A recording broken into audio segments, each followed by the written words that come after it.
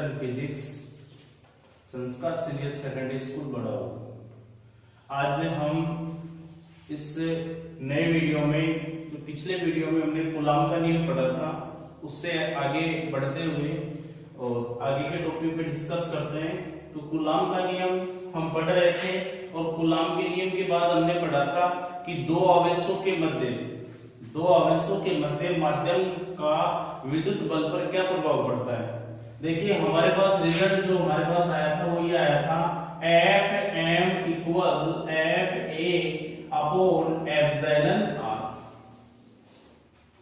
या ये कह सकते हैं कि माध्यम बदलने पर जो विद्युत बल का मान है वो एप्सिलॉन r गुना क्या हो जाता है, कम हो जाता है। अब हम आपको कहें कि मान लीजिए कि दो आवेश हैं, एक आवेश Q1 और दूसरा आवेश Q2। इन दोनों आवेशों के बीच में माध्यम पहले निर्वात था। माध्यम क्या था? निर्वात। इस सिचुएशन में जो फोर्स आएगा वो आएगा Fa। हम कहें इस माध्यम निर्वात की जगह दूसरा अन्य कोई माध्यम, जिसमें मैं बोल रहा हूं कि कोई मैंने चालक प्लेट रख दी, और चालक प्लेट में चांदी की प्लेट रख सकते हो या फिर एल्युमिनियम की प्लेट रख सकते हो, तांबे की प्लेट रख सकते हो। चालकों की सबके लिए मैंने आपको बताया था एप्सिलॉन r का वैल्यू होता है अनंत या इनफाइनाइट।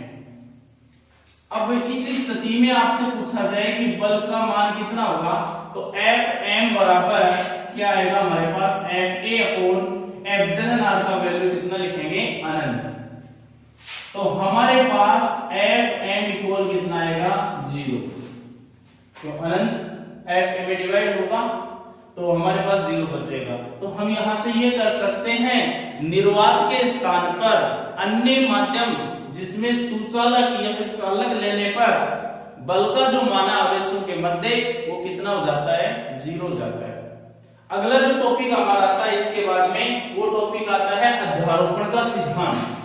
देखिए दो आवेशों के बीच में यदि विद्युत बल की गणना करनी हो हमें, तो हम कूलाम के नियम का उपयोग कर सकते हैं। परंतु मान लीजिए आवेश दो न होकर किसी निकाय में आवेशों का जो मान है वो क्या हो, n हो।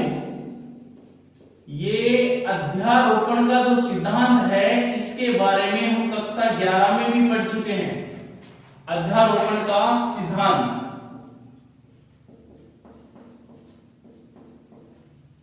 अध्यारोपण का सिद्धांत, और किसके लिए है यह अध्यारोपण का सिद्धांत?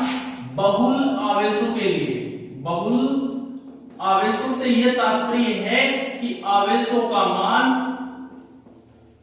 n है, या आवेशों की संख्या है वो कितनी है, n है। अध्यारोपण का सिद्धांत,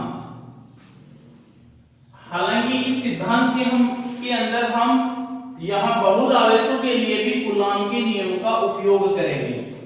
देखिए अध्यारोपण का सिद्धांत क्या होता है, यदि किसी निकाय में, आवेशों की बात कर रहा हूं, अध्यारोपण का सिद्धांत, यदि किसी निकाय में n आवेश उपस्थित है, यदि किसी निकाय में कितने आवेश है, n आवेश है।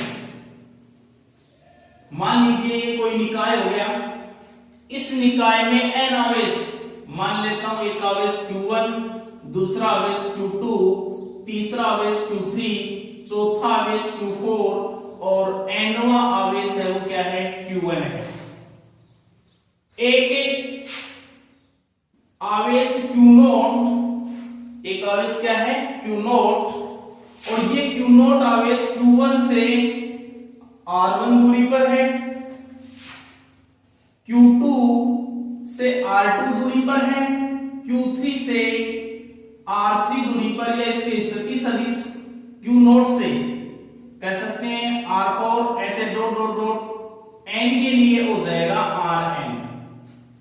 तो अध्यारोपण का सिद्धांत क्या होता है, शॉर्ट में, यदि किसी निकाय में n आवेश उपस्थित है तो किसी एक आवेश पर कार्यरत परिणामी बल, देखिए एक आवेश हम Q0 ले लेते हैं, ये जो आवेश है ये क्या ले लेते हैं, Q0।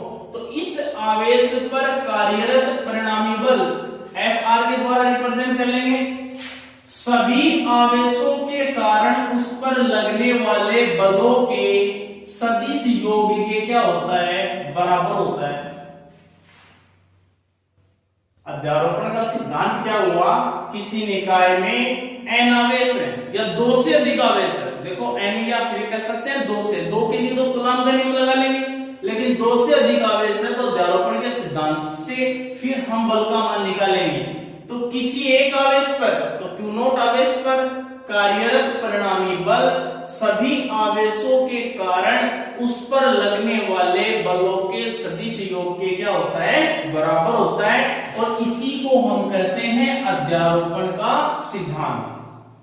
इसी को क्या कहेंगे, अध्यारोपण का सिद्धांत।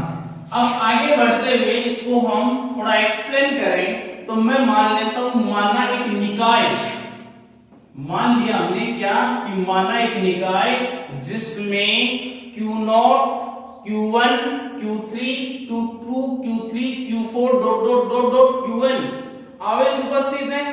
इन आवेशों Q1, Q2, Q3, Q4 dot dot Q0 की Q0 से दूरियां क्रमशः है R1, R2, R3, R4 dot dot dot कितना है, Rn है। तो हम क्या लिखेंगे, अध्यारोपण के सिद्धांत से, अध्यारोपण के सिद्धांत से, तो अध्यारोपण का सिद्धांत क्या होगा, अध्यारोपण का सिद्धांत हम ये कहेंगे कि F R vector equal F1 plus F2 plus F3 dot dot dot dot dot Fn। F R equal F1 की जगह हम लिख सकते हैं कूलम्ब के नियम से, क्या लिखेंगे, K Q1 की जगह तो Q0, फिर Q2 की जगह Q1, क्योंकि कूलम्ब का नियम होता है K Q1 Q2 upon R square, तो K Q0 Q1 R square की जगह आ जाएगा R1 स्क्वायर। इसी प्रकार दूसरा बल जो किस किस के बीच में लग रहा है, Q0 और Q2 के बीच में, यहाँ F1 बल होगा, यहाँ F2 होगा, यहाँ बल F3 होगा। तो आप इनके लिए भी निकालेंगे तो क्या आएगा, K Q0 Q2 upon R2 square. देखिए इनकी ये सदिश लगा हुआ है तो हम इस सदिश का एक इकाई सदिश मानते हैं, एक कैप के द्वारा प्रदर्शित करते हैं, तो R1 कैप हो जाएगा, यहां आ जाएगा R2 cap dot dot dot K Q Q0 upon Rn square और Rn कैप। अब हम क्या करेंगे, इसको सोल्व करेंगे आगे, और तो देखिए इसमें कॉमन नजर आ रहा है, उसको कॉमन ले लेंगे हम। तो कॉमन, एक तो Q0 कॉमन है सब में और एक K कॉमन है, तो K भी बाहर आ गया। हमारे पास बचा क्या, Q1 upon R1 square R1 cap plus Q2 upon R2 square R2 cap dot dot dot Qn Rn square और फिर क्या आएगा Rn कैप। हम इस K की जगह, देखो K मैंने आपको बताया था पहले, K क्या होता है, 1 अपॉन 4 पाई एप्सिलॉन नॉट को हम K बोलते हैं, जहां एप्सिलॉन नॉट होता है निर्वात की विद्युतशीलता। यहां इस निकाय में माध्यम हम ले रहे हैं निर्वात, माध्यम क्या है, निर्वात, या फिर कह सकते हैं वायु भी है।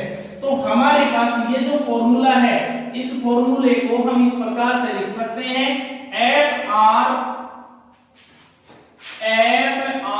Vector equal Q0 upon 4 pi epsilon not, आगे आएगा Q1 upon R1 square R1 cap plus Q2 upon R2 square R2 cap dot dot dot Q1 upon Rn square into Rn cap. देखिए ये योग है और योग भी किस रूप में बढ़ रहा है, आगे 1 2 3 डॉट डॉट डॉट n तक। तो इसे शॉर्ट में हम मैथमेटिकल फॉर्म में यूं लिखा जा सकता है Q0 upon 4 pi epsilon not, और इसको हम लिख सकते हैं समीशन, इसे लिख सकते हो आप समीशन, स्टार्ट कहां से हो रहा है, I इक्वल 1 टू कहां तक, n equal I equal 1 to कहां तक n तक, और आप इसे ऐसे लिख सकते हैं qi upon ri square into ri cap. ये जो हमारे पास में फॉर्मूला आ गया, इसको कह सकते हैं बहुल आवेशों या बहुत सारे जो आवेश हैं उनके लिए अध्यारोपण का सिद्धांत। तो अध्यारोपण का सिद्धांत हम कब यूज करेंगे?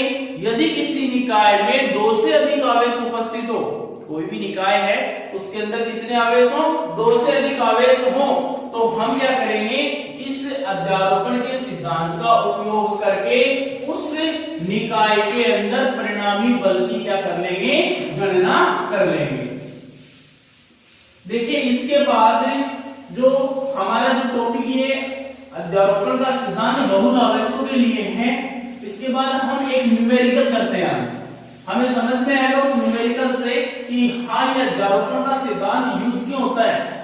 देखिए 2 आवेशों के लिए यदि हमें विद्युत बल की गणना करनी हो तो हम कूलाम के नियम का उपयोग कर सकते हैं। अब मैं आपको एक न्यूमेरिकल के द्वारा समझाता हूं कूलाम का नियम, थोड़ा और हम बोर्ड एग्जाम में भी इंपॉर्टेंट है ये न्यूमेरिकल। तो न्यूमेरिकल मैं बोल रहा हूं, क्या है न्यूमेरिकल हमारा? एक वर्ग है, एक वर्ग और वर्ग के शीर्षों पर, वर्ग के शीर्ष, देखिए ये वर्ग हो गया और वर्ग के शीर्ष, ये वर्ग के शीर्ष हो गए। वर्ग के शीर्षों पर प्लस क्यू आवेश रखे हुए, देखिए तो वर्ग के 4 शीर्ष होते हैं, 4 आवेश रख दिए और इस वर्ग की भुजा है वो स्मॉल ए है। वर्ग की भुजा कितनी है? स्मॉल ए। आपको कह दिया इस वर्ग के किसी एक शीर्ष पर परिणामी बल की गणना करो, या कोई भी एक आवेश ले लीजिए, उस एक आवेश पर आपको परिणामी बल की क्या करनी है? गणना करनी है। ये आपका न्यूमेरिकल है। तो न्यूमेरिकल क्या है आपका? एक वर्ग जिसके शीर्ष पर, एक वर्ग मान लीजिए या फिर 4 समान आवेश जो वर्ग के शीर्ष पर रखे हुए हैं, ठीक है, और उस वर्ग की भुजा कितनी है? ए है। उस वर्ग की भुजा कितनी है? ए। वर्ग की भुजा ए है, तो किसी एक आवेश पर, या यह कह सकते हैं कि प्रत्येक आवेश पर शेष आवेशों के कारण लगने वाले बल की क्या करनी है? आपको गणना करनी है। अब मैं आपको बता दूं इसकी गणना करने के लिए हम क्या करेंगे? गणना करने के लिए एक आवेश पर परिणामी बल की गणना करने के लिए, कोई भी एक आवेश है उस आवेश पर परिणामी बल की गणना करने के लिए हम ये मानते हैं कि ये बिंदु A, इसको B मान लेता हूं, इसको C और इसको क्या मान लेता हूं? D। अब देखिए हम क्या करते हैं, जैसे ये प्लस आवेश है, ये भी प्लस क्यू आवेश है, ये दोनों आवेश एक दूसरे को क्या करेंगे? प्रतिकर्षित करेंगे। तो प्रतिकर्षित करेंगे, ये वाला जो बल है इस बल को हम कहेंगे, इस बल का मान है F1। इसी प्रकार हम बिंदु C पर जो आवेश रखा हुआ है, देखिए तीनों चारों आवेश का मान समान है परिमाण में, तो हम कोई भी एक आवेश ले सकते हैं, चाहे वो ऊपर वाला, चाहे नीचे वाला, चाहे ये वाला, चाहे वाला। तो मैं बिंदु C वाला ले रहा हूं। हम बिंदु B पर जो आवेश है प्लस क्यू, ये भी इसको प्रतिकर्षित करेगा, तो बल की जो डायरेक्शन होगी वो इधर होगी। ये बल आप F2 मान लीजिए। इसी प्रकार हम इसकी बात करें तो इसकी बात करेंगे तो बिंदु D पर जो आवेश है वो इसको इधर प्रतिकर्षित करेगा, तो बल लगेगा, ये हो जाएगा F3। तो इस आवेश पर 3 बल लग रहे हैं, ठीक है। हम तीनों बलों की गणना करें और फिर कुल बल कितना लगेगा वो देखेंगे। तो देखिए सबसे पहले हम बल ज्ञात करते हैं F1 जो बल होगा वो कितना होगा? तो मैं आपको बता दूं, देखिए ये वर्ग है, क्या है? एक वर्ग, और वर्ग है तो मैं आपको बता दूं हमारे पास में जो वर्ग की जो भुजाएं होती हैं वो समान होती हैं, हम जानते हैं। तो AB इक्वल BC और दिया भी है, इक्वल CD इक्वल AD और इक्वल टू कितना आता है? A। हमारे पास में AC का मान नहीं है, AC का मान निकालने के लिए देखिए एक समकोण त्रिभुज बन रहा है। क्या बन रहा है? एक समकोण त्रिभुज। तो आप लिख सकते हो समकोण त्रिभुज और कौन सा त्रिभुज है, ए डी सी, और इस त्रिभुज में आपको एसी कैलकुलेट करना है। तो पाइथागोरस जो थ्योरम हमने पढ़ी है, पाइथागोरस थ्योरम से या पाइथागोरस प्रमेय जो होती है उससे, तो आप क्या लिख सकते हो, पाइथागोरस प्रमेय से हम लिख सकते हैं AC square equal to AD square plus CD square.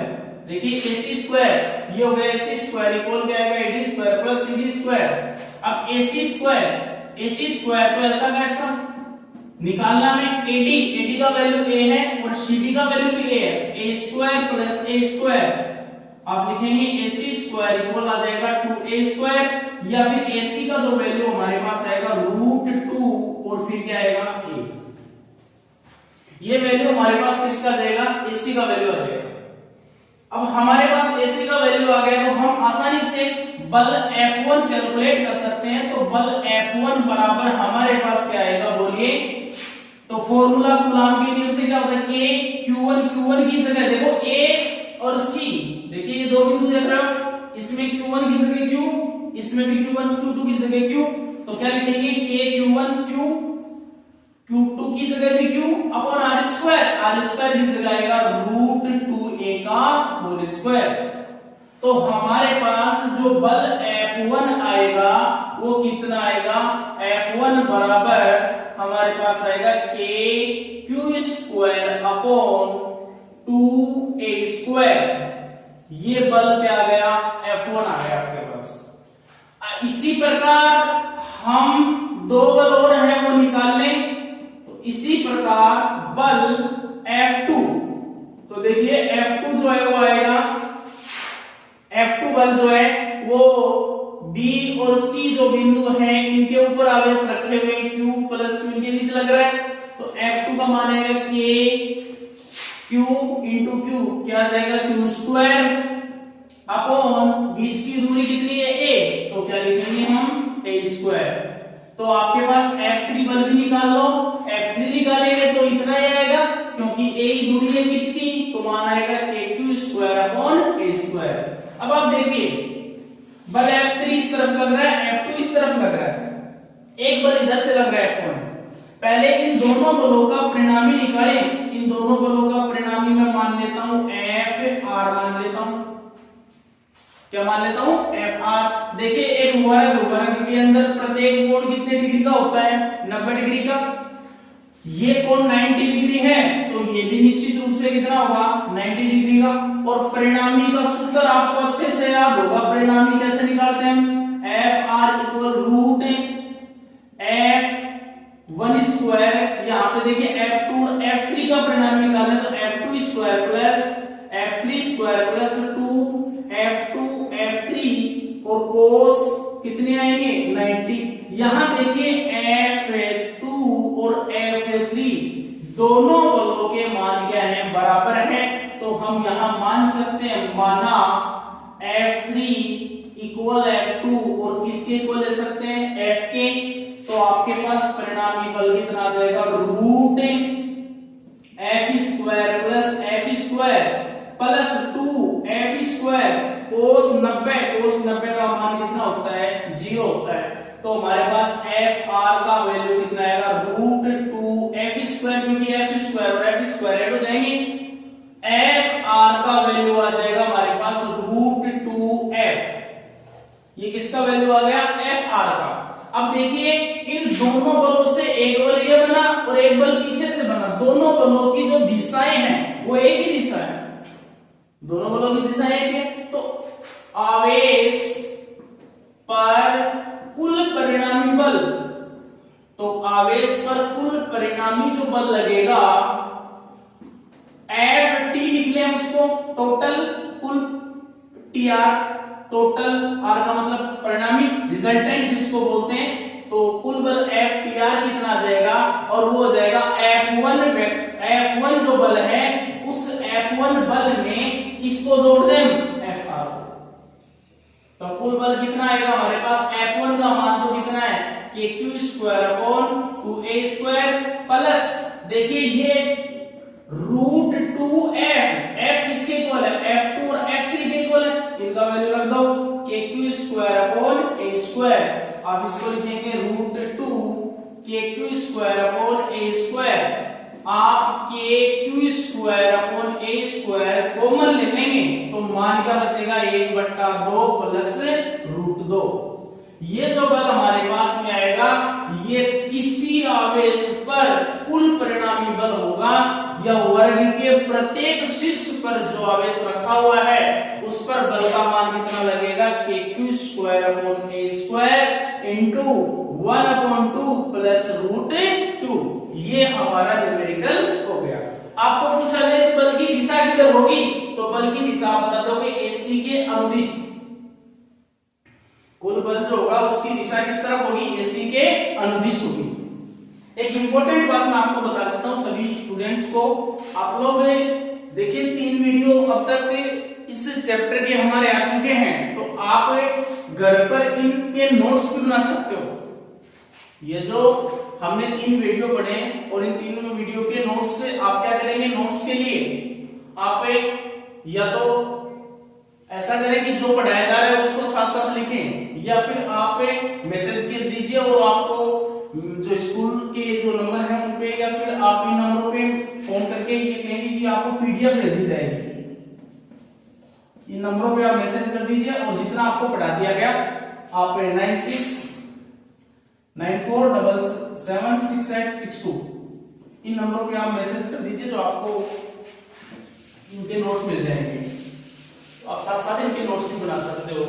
आगे हम देखिए अगला जो टॉपिक हमारा आएगा वो ये आएगा। नेक्स्ट टॉपिक जो है वो आता है विद्युत क्षेत्र।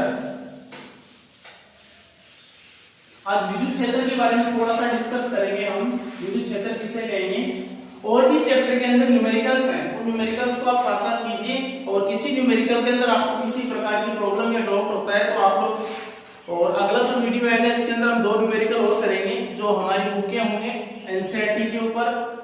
RBSC का जो हमारा सिलेबस है देखिए इस बार 12th क्लास का सिलेबस कोई बदलाव नहीं हुआ है। जो पिछले साल जो RBSC का था वही है। तो सभी स्टूडेंट्स जो ओल्ड बुक्स हैं जो विद्यार्थी 12th कर चुके हैं उनकी बुक्स ले लें और आप उनकी बुक से फिर अपनी पढ़ाई हो नियमित रूप से जारी रख सकते हैं। देखिए लॉकडाउन चल रहा है तो इस लॉकडाउन के अंतर्गत आप विशेष इस ऑनलाइन क्लासेस का फायदा उठा सकते हैं। तो सभी विद्यार्थियों से मेरा ये निवेदन है कि आप सभी स्टूडेंट घर पर इस वीडियो को देखें और देखने के बाद आप इनको समझें। कोई टॉपिक नहीं समझ आए तो उसको रिवाइज कर लें और रिवाइज करने के बाद आप उनके घर पर आराम से नोट्स बना सकते हैं। अगला जो टॉपिक हमारा आता है वो है विद्युत क्षेत्र।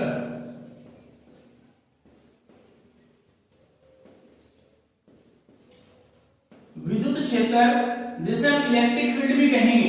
देखिए विद्युत क्षेत्र क्या होता है या इलेक्ट्रिक फील्ड क्या होता है। अब तक हमने जो पढ़ा था आवेश के बारे में पढ़ा था।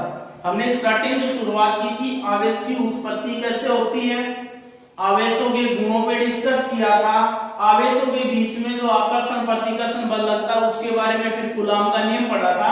अब अगला जो टॉपिक आता है वो आता है विद्युत क्षेत्र। देखिए विद्युत क्षेत्र इसके बारे में मैं आपको बताने से पूर्व मैं आपको बता दूं कि आवेशों के बारे में गुणों में मैंने बताया था आपको कि कोई भी आवेश है वो किस स्थिर अवस्था में स्थिर अवस्था में है।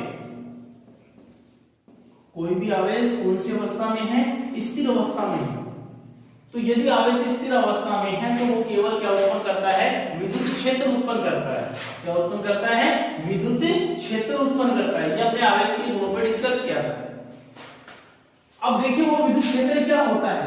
तो हमारा चैप्टर था 11th क्लास में गुरुत्वाकर्षण बल के बारे में पढ़ा था। उसमें आपका एक टॉपिक था गुरुत्वीय क्षेत्र।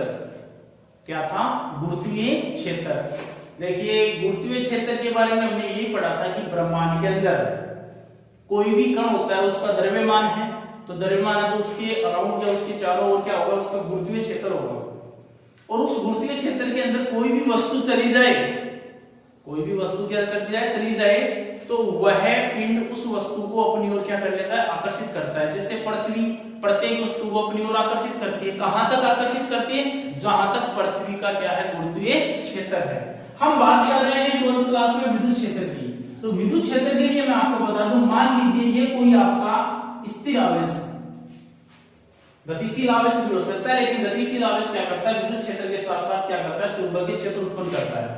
हम यहाँ पे स्थिर आवेश की बात करें क्योंकि स्थिर विद्युत की चल रही है हमारी। तो ये जो आवेश है, इस आवेश का मान थोड़ा सा क्या होता है, ज्यादा होता है, ये कह सकते हैं मुख्य आवेश बोल सकते हैं इसको। एक टेस्ट करने के लिए भाई ऐसा आवेश जिसका विद्युत क्षेत्र बहुत कम हो, नगण्य के बराबर मान लो, उसको टेस्ट करने के लिए यूज लिया जाता है, उसको हम बोलते हैं परीक्षण आवेश। इसके बारे में थोड़ा और आपको बताएंगे परीक्षण आवेश क्या होता है। अभी हमारा टॉपिक जो है वो विद्युत क्षेत्र है, वो निकालेंगे क्या होगा विद्युत क्षेत्र।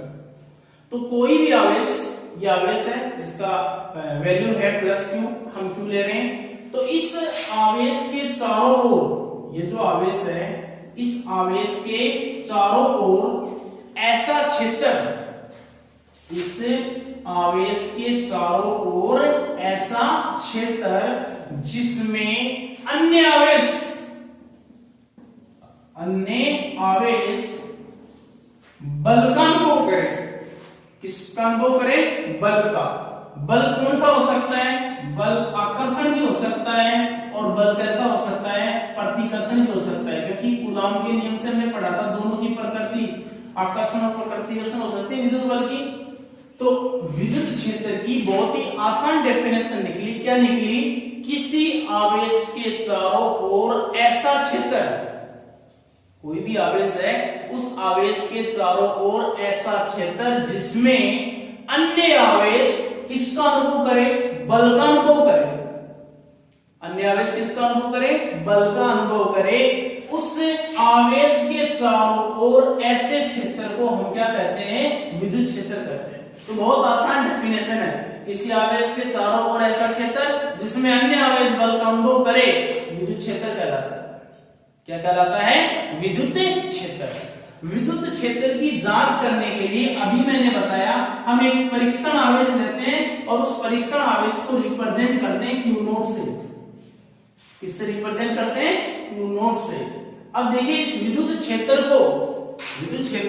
को प्रदर्शित करना है परिमाण में और दिशा में, तो हम इस विद्युत क्षेत्र से एक नया, या कह सकते हैं एक नया टॉपिक ले सकते हैं, और वो टॉपिक क्या था, विद्युत क्षेत्र की तीव्रता।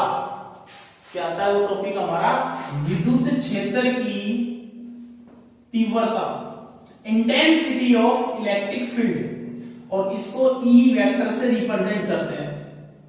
किससे रिप्रेजेंट करते हैं, ई वेक्टर से। विद्युत क्षेत्र की तीव्रता, विद्युत क्षेत्र के परिमाण को और उसकी डायरेक्शन को बताने वाला जो ये एक नया शब्द आ गया हमारे पास, विद्युत क्षेत्र से विद्युत क्षेत्र की तीव्रता। हालांकि विद्युत क्षेत्र और विद्युत क्षेत्र की तीव्रता एक ही चीज है।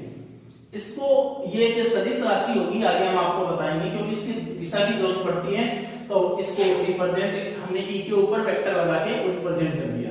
देखिए विद्युत क्षेत्र की तीव्रता क्या होती है, हमने अभी कहा परीक्षण आवेश। देखिए परीक्षण आवेश क्या होता है, इसके बारे में मैंने अभी बताया। ये आवेश जो है परीक्षण आवेश, ये मुख्य आवेश के विद्युत क्षेत्र को प्रभावित नहीं करता, या परिवर्तित नहीं कर सकता, ये कह सकते हैं, या इसके ऊपर कोई प्रभाव नहीं पड़ता। ये तो सिर्फ ये चेक करने के लिए कि यहाँ विद्युत क्षेत्र है या नहीं। तो हम एक परीक्षण आवेश क्यू नोट ये मान लिया, और ये भी प्लस का ले लिया, तो निश्चित रूप से दोनों के बीच में कैसा बल लगेगा, प्रतिकर्षण बल लगेगा। विद्युत क्षेत्र की तीव्रता की डेफिनेशन निकाले, बहुत आसान सी डेफिनेशन है, और ये डेफिनेशन क्या होती है, E equal F upon Q note. ये तो फॉर्मूला होता है, equal F upon Q note. अब इसका डेफिनेशन क्या निकलेगा, यहां से किसी परीक्षण आवेश पर, ये परीक्षण आवेश हो गया, क्यू नोट ले लिया, किसी परीक्षण आवेश पर विद्युत क्षेत्र में कार्यरत विद्युत बल तथा उस परीक्षण आवेश के अनुपात को विद्युत क्षेत्र की तीव्रता कहते हैं। तो क्या डेफिनेशन बनी इसकी, किसी परीक्षण आवेश पर कहां लगेगा बल, ये विद्युत क्षेत्र में लगेगा। तो किसी परीक्षण आवेश पर विद्युत क्षेत्र में कार्यरत विद्युत बल F तथा उस परीक्षण आवेश क्यू नोट का जो अनुपात है उसको हम कहते हैं विद्युत क्षेत्र की तीव्रता कहते हैं उसको। अब देखिए बेटा यहां बल कैसे लगेगा, देखिए ये प्लस का है, ये भी प्लस का है, तो ये एक दूसरे को प्रतिकर्षित करेंगे। अब इसका आवेश ज्यादा होता है, बहुत ज्यादा, इसका कम होता है, ये इसको प्रतिकर्षित करेगा, ये आएगा, तो इसको बल लगेगा। तो उस बल या ये कह सकते हैं एकांक परीक्षण आवेश पर कार्यरत विद्युत बल को हम क्या कहते हैं, विद्युत क्षेत्र की तीव्रता। बहुत आसान सा डेफिनेशन है इसका। हम इसके यूनिट की या फिर इसके मात्रक की बात करें तो इसका मात्रक क्या होना चाहिए। देखिए बल का जो मात्रक होता है वो क्या होता है, न्यूटन, और आवेश का मात्रक क्या होता है, कूलम। तो न्यूटन प्रति कूलम ये किसका मात्रक है, विद्युत क्षेत्र की तीव्रता का मात्रक होगा।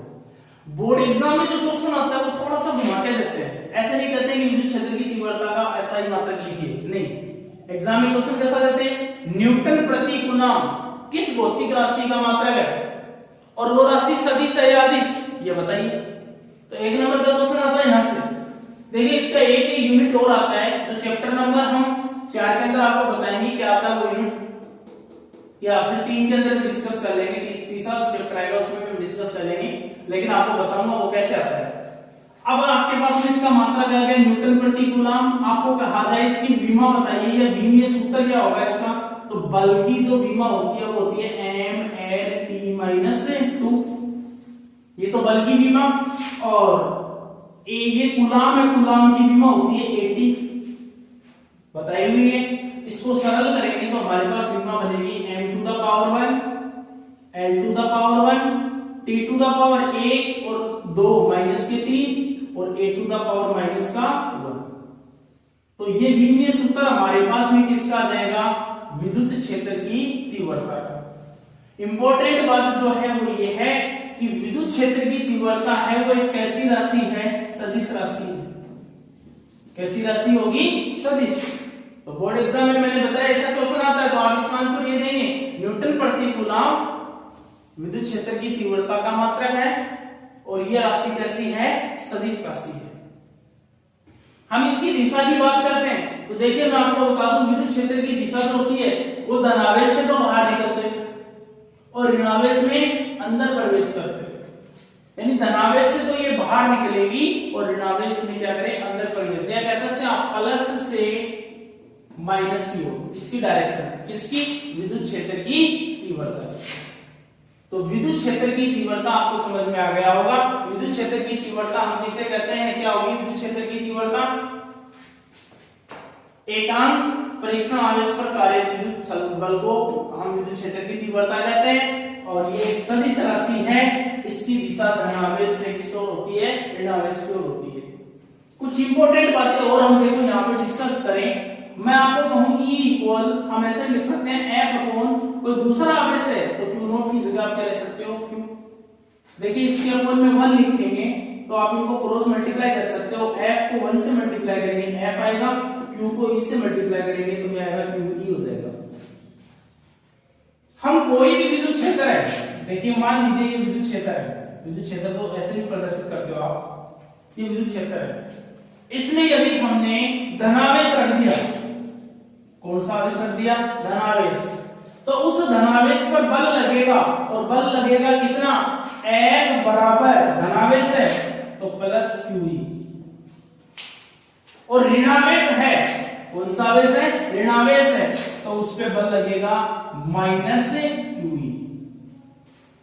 ये जो धनावेश पे बल लगेगा ये तो लगेगा विद्युत क्षेत्र की दिशा में, ये तो किस दिशा में लगेगा, विद्युत क्षेत्र की दिशा में, और ऋणावेश पर बल लगेगा विद्युत क्षेत्र की विपरीत दिशा में लगेगा। ऋणावेश पर जो बल लगेगा वो क्या लगेगा, विद्युत क्षेत्र की विपरीत दिशा में लगेगा। तो ये जो बल F इक्वल QE, ये बल का जो सूत्र है वो आगे हमारे इंपॉर्टेंट है, काम में आता है, न्यूमेरिकल में भी काम में आता है। आपको मैं बता दूं विद्युत क्षेत्र की तीव्रता की हम बात करते हैं धनावेश के कारण, देखिए धनावेश है मान लीजिए ये, तो धनावेश के कारण विद्युत क्षेत्र की तीव्रता को आप इस प्रकार से रिप्रेजेंट करते हो, यूं ऐसे, क्योंकि धनावेश से ये बाहर निकलती होती है, और ऋणावेश है तो हम इसे यूं रिप्रेजेंट करेंगे, ऋणावेश में अंदर प्रवेश करते हुए ऐसे, और इनको प्रदर्शित करने वाली रेखाओं को हम विद्युत क्षेत्र रेखाएं कहते हैं। क्या कहते हैं इनको, विद्युत क्षेत्र रेखाएं।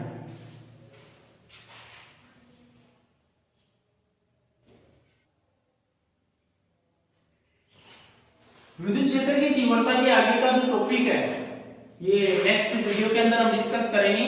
और सभी स्टूडेंट्स से यही कहना है कि आप लोग साथ साथ आप देखिए काफी टॉपिक्स हो चुके हैं, तो इन टॉपिकों को आप नोट करते रहें, साथ साथ इनके न्यूमेरिकल्स करते रहें।